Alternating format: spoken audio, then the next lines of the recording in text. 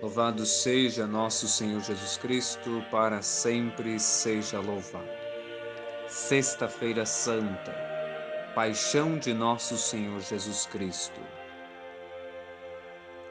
O ofício solene de hoje é celebrado na basílica chamada Santa Cruz, em Jerusalém. Representa esta basílica a cidade de Jerusalém e, conservando-se nela uma das principais relíquias da Santa Cruz, mais particularmente relembra o lugar em que Jesus foi crucificado.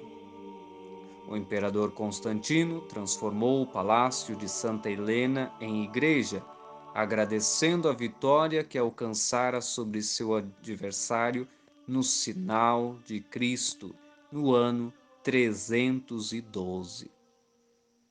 Féria Sexta em Parachev é o nome do dia de hoje na liturgia romana. Parachev é a preparação para o grande sábado. Para nós católicos, é a preparação para a ressurreição. Nesse dia, a Santa Igreja não celebra o santo sacrifício da missa. Em sinal de luto e para realçar mais a morte de Nosso Senhor na cruz, ela congrega os fiéis em redor do sumo sacerdote que se oferece como vítima pelos pecados do mundo. É dia de luto universal, em que nossos corações compassivos se convertem a Deus, nosso Senhor e Salvador, e deste modo, com Ele, nos preparamos para a ressurreição. Entre lutos e prantos, celebra hoje a Igreja o maior dos acontecimentos, a morte do Deus Redentor, Salvador dos homens. Este inefável mistério, tão frequente e claramente anunciado nos séculos anteriores, é o triunfo adequado da divina justiça e o primor glorioso da misericórdia infinita. Quem o realizou foi a ilimitada caridade do Verbo encarnado, que desde Ab eterno quis aniquilar-se, sofrer e morrer na hora marcada para reconciliar, com o sacrifício de um Deus homem oferecido como vítima, o céu com a terra. Filhos da Igreja, nascida no Calvário, com ela meditemos, com o coração e o espírito, a paixão de Deus nosso Salvador, acompanhando os santos ofícios, cujas cerimônias renovam aos olhos da fé o espetáculo terrível a um tempo e consolador, que com o último suspiro de Cristo na cruz fez eclipsar-se o sol, a terra tremer, os mortos ressuscitarem, rasgar-se o véu do templo antigo, onde já não queria ser adorado o Deus de Israel. Unamos também nossas preces, as que ela, a Deus, dirige para a salvação de seus filhos de todas as condições, rogando com ela pelos pontífices e sacerdotes, pelos chefes e povos dos diversos estados, pelos pecadores de toda a idade, pela conversão dos hereges, cismáticos, idólatras, dos próprios judeus deicidas. Assim, a cerimônia de hoje, a Santa Igreja a divide em três partes. Temos as leituras e orações solenes, depois a adoração da Santa Cruz e, por fim, a missa dos pré-santificados. O ofício de hoje, pois, consta de lições da Sagrada Escritura, entremeadas de versos análogos e da paixão.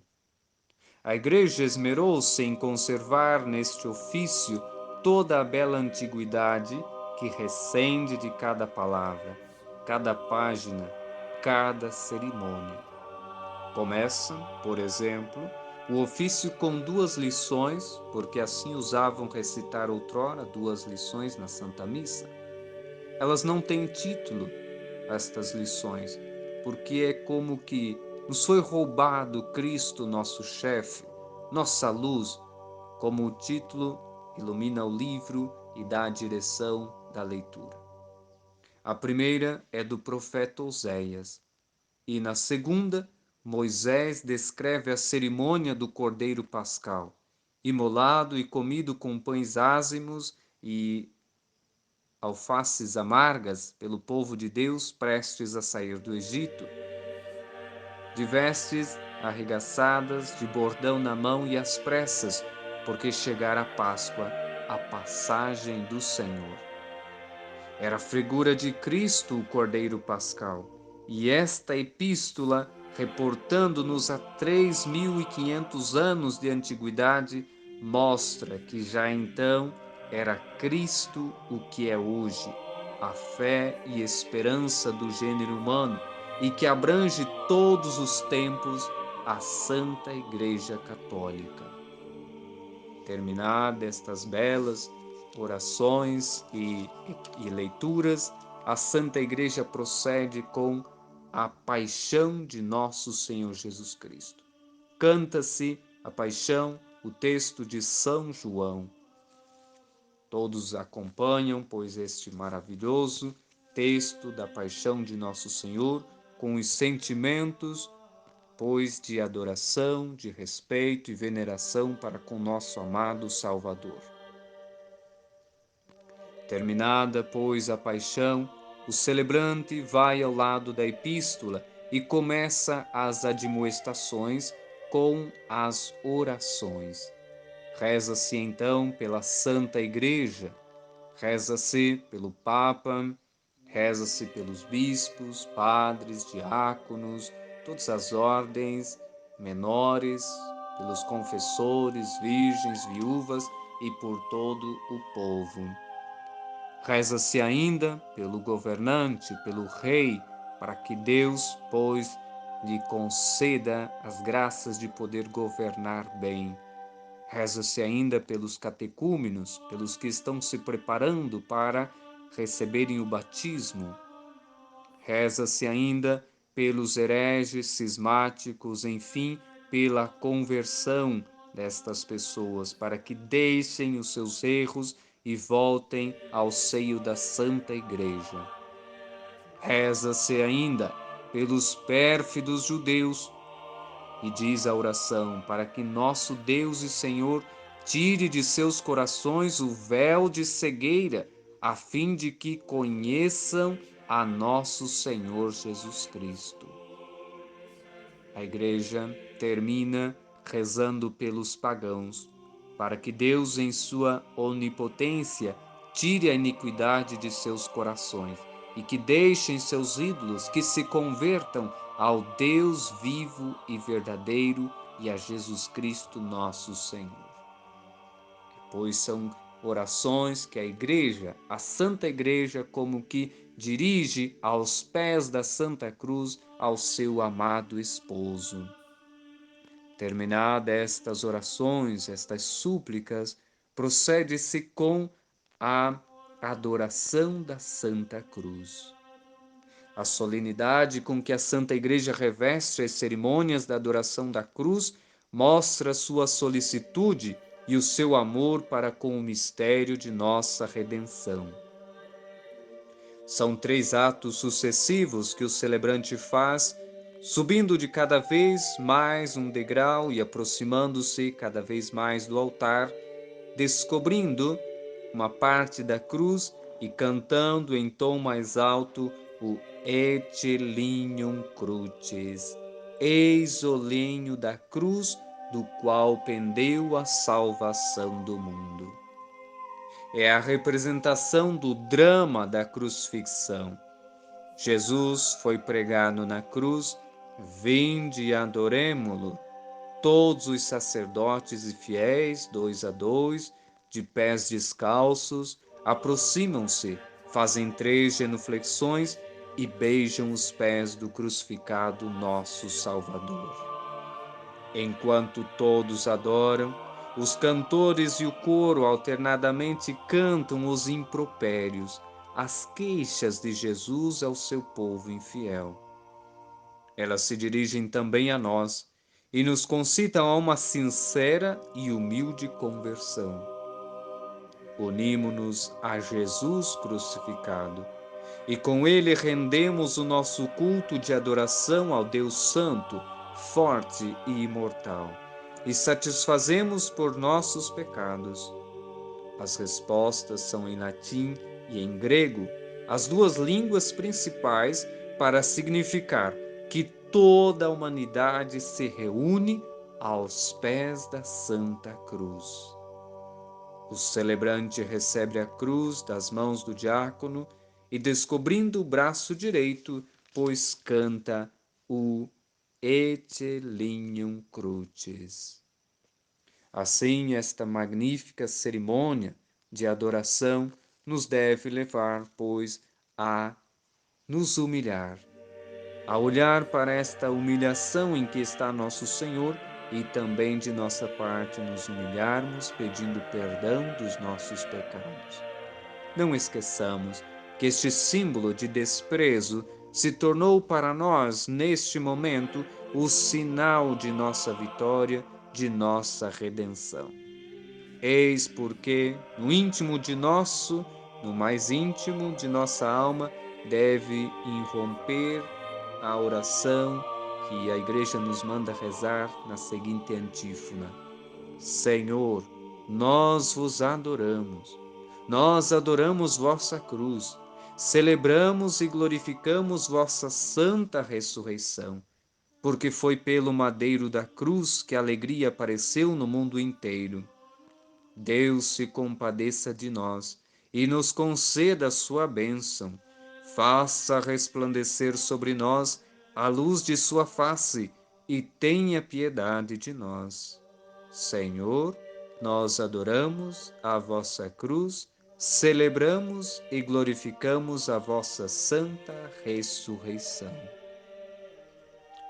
Jesus Cristo venceu a morte na cruz e por esta vitória também nós nos alegramos. Terminada, pois, a adoração da Santa Cruz, procede-se com a missa dos pré-santificados. Encaminham-se todos à capela em que no dia anterior foi exposto o Santíssimo Sacramento. A grande hóstia consagrada na véspera é levada ao altar, onde é consumida pelo celebrante, o único a comungar nesta missa, ou melhor, nesta cerimônia. Ditas as orações, depois da comunhão, o celebrante e os ministros voltam à sacristia. São muito dignos de louvor os piedosos costumes, pois, de fazer a via sacra e de visitar o Santo Sepulcro neste dia. Devemos, pois, rezar, e principalmente aqueles que não terão oportunidade de participar das cerimônias de adoração da Santa Cruz, pois em suas casas podem rezar a via sacra, podem rezar o Santo Terço, meditando os mistérios dolorosos, podem sim unir-se em adoração a nosso Salvador. A adoração da Santa Cruz, pois é concluída, e assim faz-se a procissão do sacramento, no qual se canta um bonito hino que é o Vexilla Regis.